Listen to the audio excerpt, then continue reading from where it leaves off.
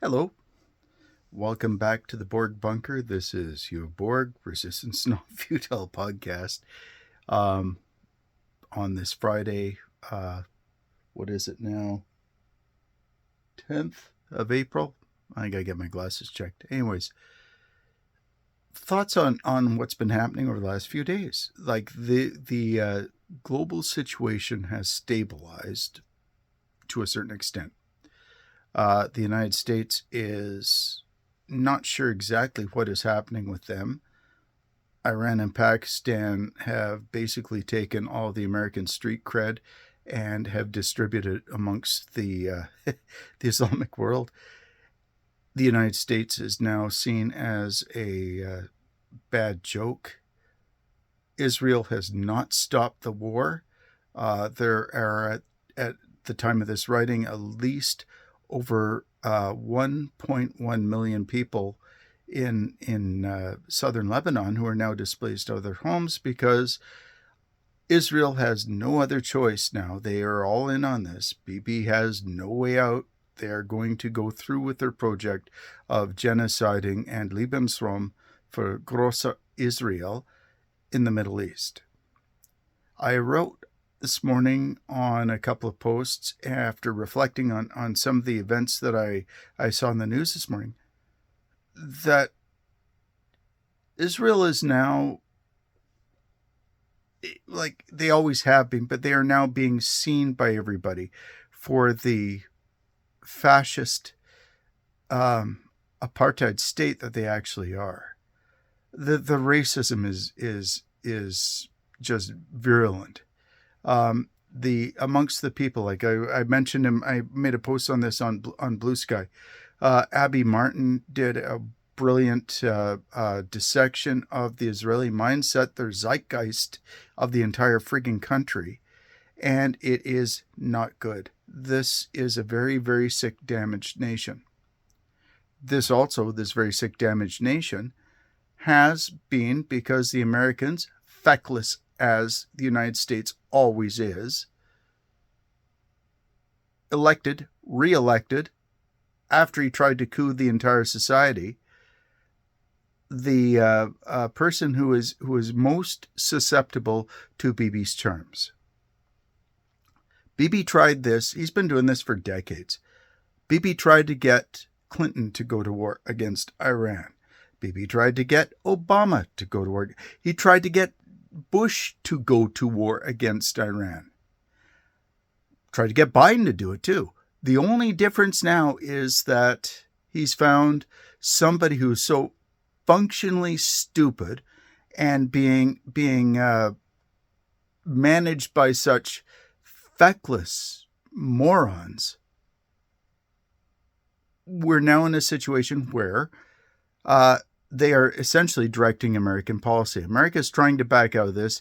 Trump is going to panic, and then we're going to see some very interesting things over the next few days.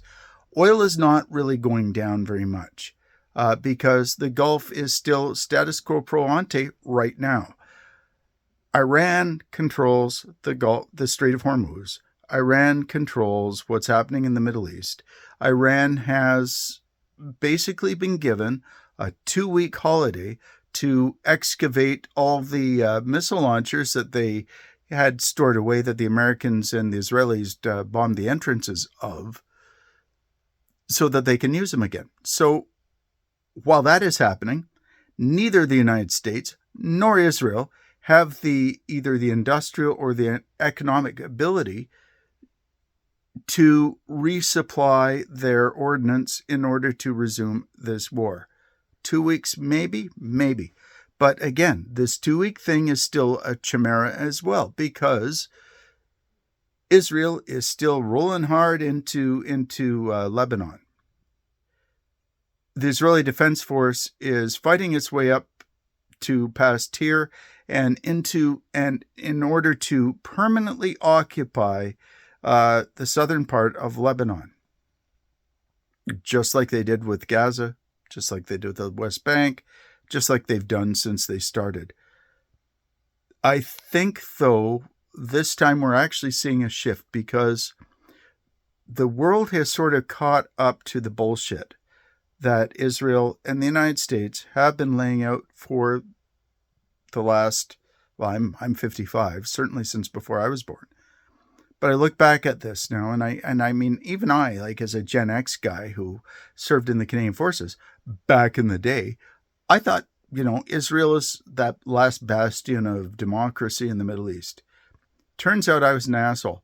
The the entire Iranian government that the Americans and the Israelis are painting them with this extremist, religious, fanatical, terroristic okay, these, when you point a finger at somebody, three are pointing back at you.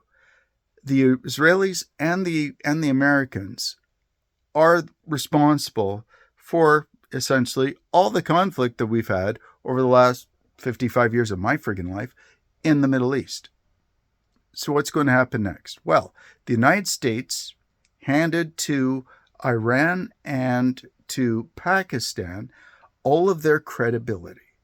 The United States has literally burned 80 years of hard-won, brutally bled for, attempts at creating power and gravitas and an economic system in the world that benefit them. They burned everything they have done for the last 80 years diplomatically in the last 14 months since Trump got in for the second time. And let's remember also, the United States, regardless of whether you're talking about, well, the people are different from governments. Yes, of course they are. And sometimes, in the American case, we have the American people backing this idea that Iran is a failed terrorist state. They simply do not understand what they're dealing with, nor does Israel. The arrogance, the hubris has led them down this path. Now they're way over their skis and they have no way back from it. All right, so from a Canadian perspective, what do we get to look forward to in the next, 2 or 3 weeks, the next fortnight or so? We're going to see, as we have already this last week, a lot more of the ramp up of rhetoric against Canada being a crappy neighbor, and we, as Carlson said, we're a communist dictatorship, and the people are being oppressed. Expect that to ramp up. My prediction on all of this is that when the United States gets their arse kicked out of the Middle East and they have to come back to the homeland, they will be, one, hurting for money because their economy is going to be crashing, the petrodollar is going to be gone. Two, they're going to be emotionally scarred from this in a narcissistic rage that they were called on their bullshit. And three, they will be looking for somebody to take it out on. And four, when the hyperinflationary period kicks into gear for the United States, when their debt comes back to haunt them because the petrodollar is no longer going to be able to sustain their economy the way it has been for the last 50-odd, 60-odd years, then we are going to see them casting a billful eye of Sauron north back at Canada and saying, hey, what are all those Canadian maple syrup swigging assholes doing sitting on top of all of our stuff? I fully expect that Canada is going to be next on the menu, as is Greenland, as is Cuba. Probably more so Canada because we've got a lot of the juice that the Americans need, and they will probably want to secure that first, especially if they're in a period of massive economic hardship. People are panicking, and the government will do anything it can desperately to not be hung from street poles along Pennsylvania Avenue. Trump's government will do reckless things in order to maintain their position in the world and justify it to their voting base, especially now that the voting base is even saying, and when Trumpers, when the MAGA morons are saying, dude, you're rolling this too hard, that's a very good indication that the government is going to be in a state of panic. While I enjoy the fact that they're in a state of panic and I want them to sweat their ass off and I do not want them sleeping well at night, what it does mean for the rest of us, though, is that they're a cornered rat that will attack, and they will do something fundamentally stupid. And if you don't think they're going to do something fundamentally stupid, I would suggest you revisit the last 45 days of our history on this rock. It's going to, they will lash out. They will do things like that. Canada, Greenland, Cuba, we're still going to be on the menu. I like, this is the way that empires roll in the decline. What do we do in Canada? Well, again, this summer, plant a garden, of course. Build up your skills with things like horsefly.ca. Build up your skills with things like how to run a drone and stuff like that. As I mentioned in a previous post yesterday, we're going to be fighting this war asymmetrically.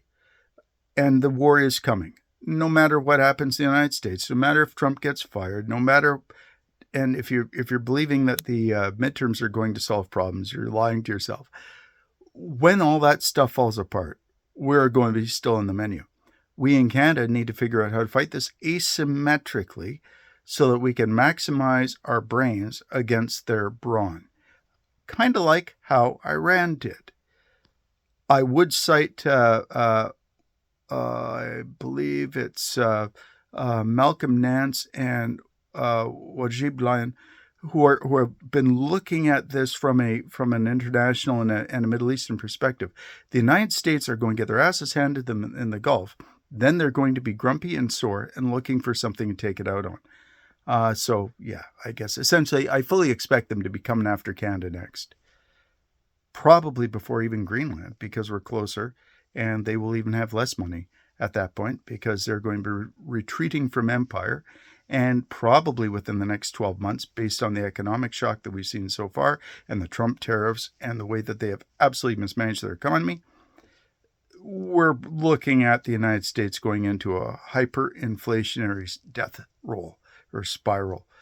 That's not going to be fun, and they will be looking to take it on somebody else. But thoughts on Friday from the Borg bunker. Glad we're still here, because there was a very good chance that last week we might have seen nukes go off. Don't hold your breath, though, because that might still be in the cards. We'll see what happens. It depends how desperate people get, and it depends what sort of pressure points are placed. Regardless, we've got some issues that the world is going to have to deal with. Number one, NATO has to fundamentally change. Rutte's an idiot. He needs to be gone, and NATO needs new management, and we need to rebuild away from the United States. And in fact, to be quite honest, I think the United States would be actually okay with that, because the United States really don't like NATO, slowing their roll. And NATO is a good thing to kick around. Same with the UN. Same with, and for a Canadian perspective, I can't really see NORAD lasting too much longer, given the threats that are being directed against us by the binational power that we control NORAD with. The war is into a lower tempo right now, but it is certainly not over.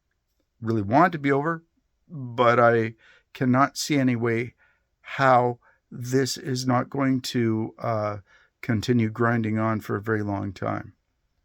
We will see. Anyways, all now from the Borg bunker on this Friday afternoon. And you guys have yourselves a great day. And hopefully this comes out tonight. I don't know. It takes me a long time to download my phone. I have to figure out the technology and stuff. But anyways, everybody have a good weekend. We will be here on Monday, so we'll be okay.